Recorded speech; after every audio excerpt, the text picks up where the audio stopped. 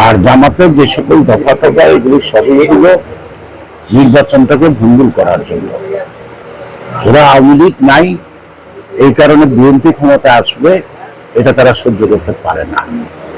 আমি জানি কিয়ামত পর্যন্ত বাংলাদেশে জামাত কখনো রাষ্ট্রীয় ক্ষমতায় আসবে না। অন্য দল আসবে, কিন্তু ওরা আসবে না, এটা শিব। ওরা পাকিস্তানের যখন আন্দোলন হয় তখন পাকিস্তান আন্দোলন ওরা বিরোধিতা করছে।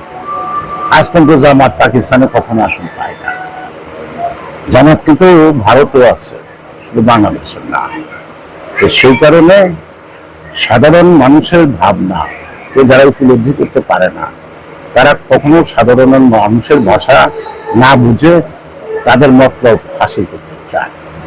সেই কারণেই বলবো যে আমরা স্বাধীনতার যুদ্ধের জন্য আমাদের রক্তদান আছে, জীবনদান আছে, আমাদের শ্রম আছে, এবং প্রত্যেকটা আন্দোলনও পরিবর্তনে আমাদের শ্রম আছে। যারা ব্যবসায়িক ৭১ সালকে স্বীকার করে না, যারা স্বাধীনতাকে স্বীকার করে না, যারা বলে পাকিস্তান ভারতের যুদ্ধ হয়েছে, স্বাধীনতার যুদ্ধ হয় না, তাদের কথা শোনা, গুরুত্ব দেওয়ার সময় বাংলাদেশের মানুষের নাই।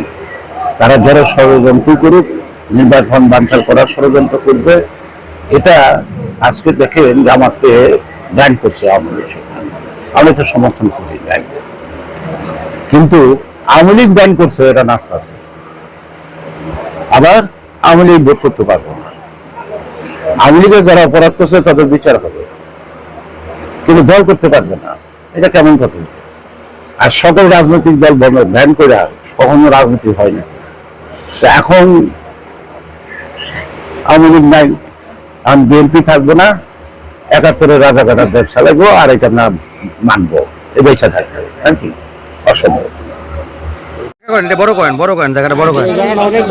ভাইয়া তুমি শর্ট বলবো না, তোমার কোনো ঝামেলা কিন্তু।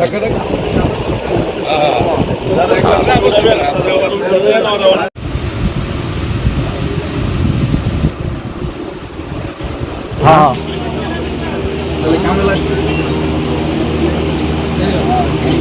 কেমনে দেবো সব বলে দিচ্ছি তো।